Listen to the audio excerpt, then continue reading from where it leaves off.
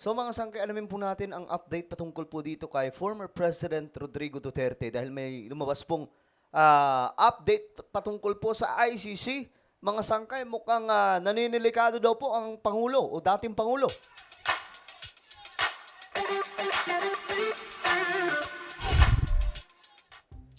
Hello, what's up guys? This is me, Sangkay Janjan. I'm back for another vlog today. Kamusta po mga kababayan? So ito, pag-usapan po natin ngayon mga sangkay, itong malaking balita ngayon. Mayroon daw pong lumabas na impormasyon patungkol po sa arrest order laban po sa dating Pangulo ng Pilipinas. So gaano nga ba ito katotoo mga sangkay? Tingnan po natin kung talagang legit ba ito. Well, anyway, bago tayo magsimula, paki-subscribe po muna yung ating YouTube channel. Tayo po ay road to 2 million subscribers na. Kung gusto mong mapabilang sa dumadaming mga solid sangkay, ang gawin nyo lamang po ay i-subscribe nyo po yung ating YouTube channel, i-click ang bell at i-click nyo po yung all. At sa mga nanonood po sa Facebook, i-follow nyo po yung ating Facebook page. Okay? Eto mga sangkay. Ay nga pala, shoutout nga pala sa lahat ng mga solid sangkay na nanonood ngayon. Comment down below, #solid sangkay, kasama po yung mga lugar. Eto kasi yung balita mga sangkay. Ayon po dito, Malacanang on Sunday ensured readiness amid speculations that the International Criminal Court, ICC, has allegedly already issued a warrant of arrest against former President Rodrigo Duterte. Sabi dito mga sangkay, we've heard that an arrest warrant has been issued by the International Criminal Court against former President Rodrigo Duterte. Pero ewan ko mga sangkay kung gaano ito katotoo. May paglilitis na bang naganap tungkol po dito mga sangkay? Kasi 'di ba korte din po ito eh. Ibig sabihin, kailangan pong sumalang din ng kung sino mang akusado. So dito, wala po tayong narinig na ganyan mga sangkay na parang nililitis na, 'di ba? Pag naglilitis, andun po yung nag-aakusa at inaakusahan. Pero dito mga sangkay, wala eh. Pero ayon nga po dito, okay? Narinig na daw po nila. Mukhang andyan na nga po mga sangkay, no? Na itong opisyal na papel na magbibit-bit sa dating Pangulo. Papunta po mga sangkay sa, alam nyo na yan, kalalagyan yan. I'm sure Interpol po ang gagawa po niyan mga sangkay. Paano po nila kukunin si PRRD? Ang tanong nga lang dito, saan kaya nila ilalagay? Sa ibang bansa ba? O dito sa ating bansa?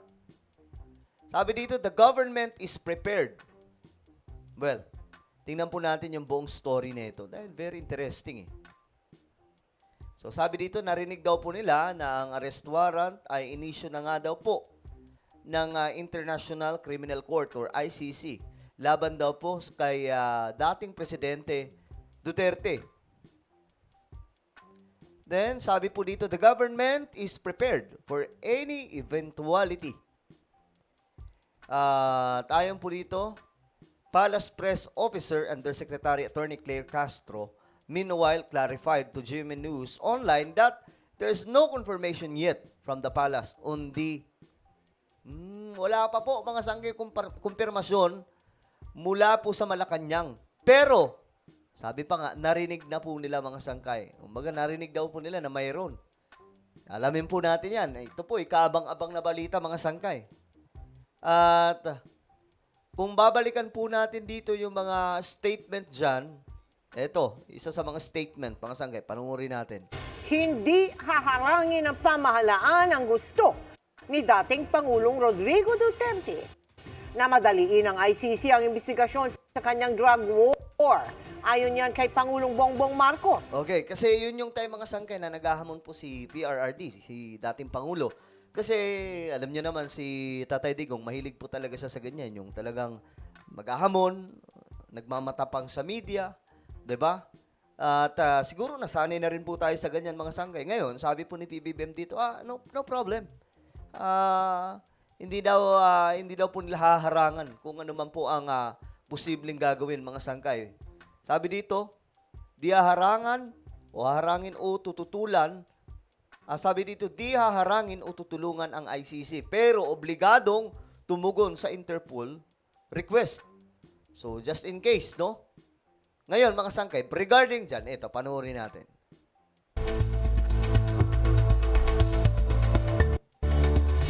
Mainit na usapin ngayon kung pahuhuli ba ng Malacanang si dating Pangulong Duterte kung sakaling maglabas ng arrest warrant ang International Criminal Court.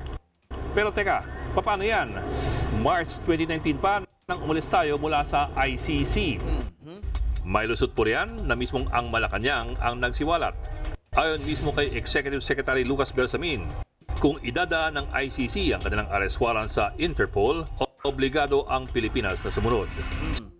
So, kung idadaan, since part pa rin po tayo na ito mga sangkay, bagamat wala na po tayo sa ICC, obligado daw po silang sumunod. Ewan ko kung may, paano kaya ang proseso dito mga sangkay, no? Ano ba, may mga sarili bang pulis ang ICC? O ang gagamitin po dito mga sangkay, Pilipinas pa rin? Sinigundahan pa yan ni Justice Secretary Boying Remulla. Oras raw na idaan ng ICC ang request sa Interpol, kailangan itong ipatupad ng gobyerno ng Pilipinas.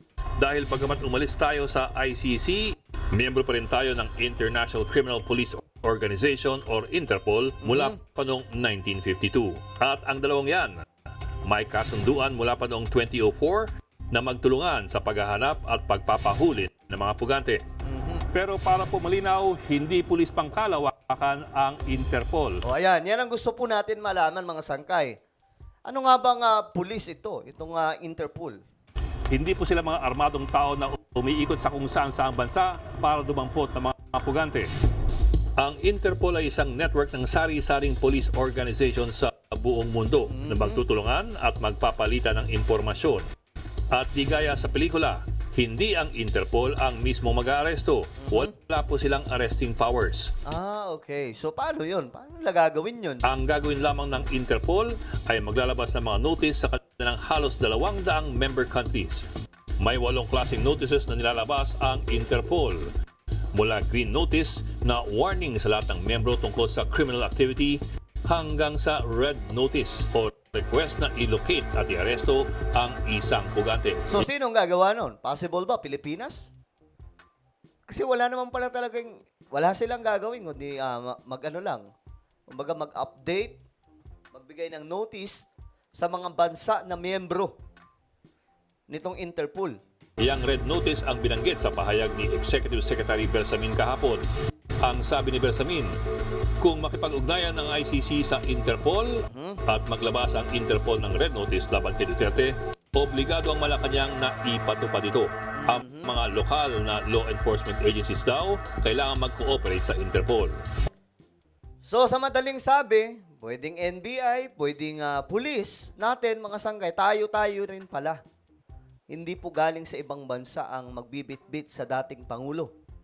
Kung totoo itong lumalabas sa mga impormasyon ngayon, mga sangkay, na meron na nga daw pong legal na papel para po kunin na si PRRD. Para po Kaya ngayon nga, mga sangkay, nasa ibang bansa po. Diba? Kung nasa ibang bansa siya, ready for ano na yun. Pwede na po siyang tumakas kung tutuusin. malinaw, hindi ang Interpol ang aaresto. Ang red notice ay request sa local police na arestuin ang isang pugante para paharapin sa hustisya. Sa madaling sabi, ang mga kapulisan natin, yung magiging Interpol at that time. Tama ba? Kasi sila po yung pupunta doon, mga sangkay. Halimbawa, may order na. Ngayon, bibigay sa Pilipinas yon yung itong tinatawag na Interpol Red Notice. Ngayon, uutusan po yung mga otoridad natin na puntahan ang bahay o kung nasaan man si PRRD para kunin na. Parang ganun po yung pagkakaintindi po natin. Kaya't ang mismong huhuli kung sakali ay ang PNP o ang NBI. Ngayon, ayon sa patakaran ng Interpol, nasa estado na ang desisyon kung paano patutupad ang request para ipaaresto ang isang pugante. Sa madaling sabi, sakaling maglabas ng red notice ang Interpol, ang posas magaling sa mismong Malacanang. Oh my goodness. So sila PBBM pa rin pala. Okay, so malinaw na po sa ating lahat ngayon mga sangkay. But again, eto nga po, tingnan natin kung ano po ang mga mangyayari dito mga sangkay. Kasi even the former president, sinasabi rin naman po niya, mga sanggay, that he will take full legal responsibility. 'Di ba? So, tingnan po natin, mga sanggay, kung ano po ang update tungkol po dito. Kaabang-abang to. Kasi mukhang mayroon na daw po eh. So, abangan po natin. Well, ano po ang inyong opinion? Just comment down below. Meron po tayong YouTube channel. Ito po ay Sangkay Revelation. Wait lang, hanapin natin. Ayan, hanapin nyo po ito sa Facebook, mga sanggay, sa YouTube. Kapag nakita nyo na, i-click nyo po yung subscribe. Ayan. I-click nyo po yung bell at i-click nyo po yung all. Okay?